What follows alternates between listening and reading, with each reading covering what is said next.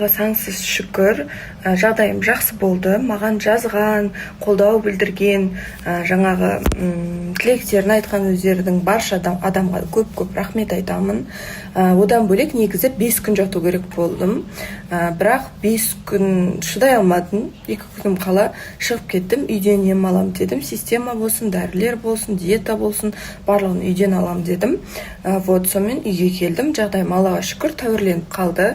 Байқап жүріңіздер, абайлаңыздар. Көп адамда бұндай жағдай қазір кездесіп жатыр екен. Не жесеңіздер де, немен қоректенсеңіздер де абайлаңыздар. Ал енді менде строгая диета болады бірнеше күн емес 2 апта. Мен қазір қатты қиналып тұрмын, негізі соған да байланысты, бірақ Аллаға шүкір әйтеуір үйдемін. Сол мен жаңалығым осы. Жазған жандардың барлығына үлкен рахмет. Одан кейін енді жаңа интернет желілерінде көп көріп жатамыз ғой. Больницаларда осылай істемеді, былай істемеді, былай істеді деген сияқты. Енді ешкімнің күнін больницаға салмасын деп айтайын, ешкім ауырмасын. Бірақ сонда да айтқым келіп тұрғаны, кәдімгідей мен де өзім всегда ойлайтынмын, ол жерде күтім нашар болатын шығар, обращение нашар болатын шығар деп. Бірақ барлығы жақсы болды. Енді кәдімгідей мен бүйтіп аяғымнан тұра алмай тұрған почти состояниеде мен аяғыма тұрғызып жіберген үшін үлкен рахмет айтамын. Біздің елде медицина дамыса, әрине біздің тұрғындар өте қатты қуанады. Сондықтан маған өзімнің врачым болсын, басқа медсестралар болсын, кәдімгідей күшті қарады.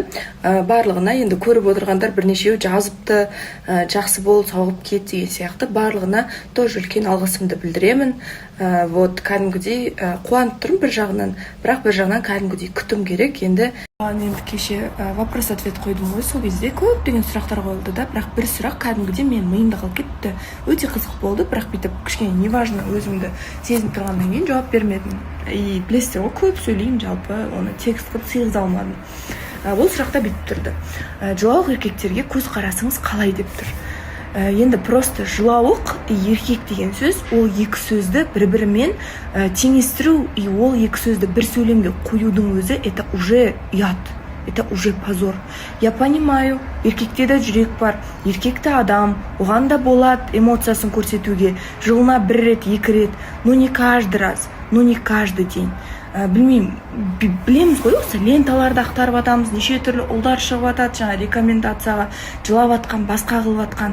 Не стоит, Құдай ешкімді жылатпасын, бірақ ұлдарға олай істеуге мүлдем болмайды, это ұят, ол болмайтын нәрсе. И просто мынандай дүние, жалпы психологияны кішкене болсын қағатын адам ретінде, кішкене болсын білетін адам ретінде айтып жатқан түрім.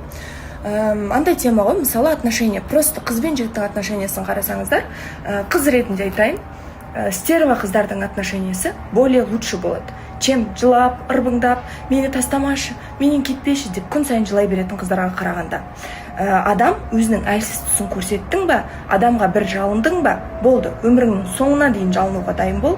Адамға, қоғамда, отношенияда ешқандай адам әлсіз адамды қадірлемейді, бағаламайды. Ал еркектерге байланысты айтатын болсақ, жаңа айтқандай, олар да адам, олардың да жүрегі бар, бірақ просто қыздар, қыз ретінде айтайын, қасында қамқоршы көргісі келеді, тіреу көргісі келеді, мықты адам көргісі келеді.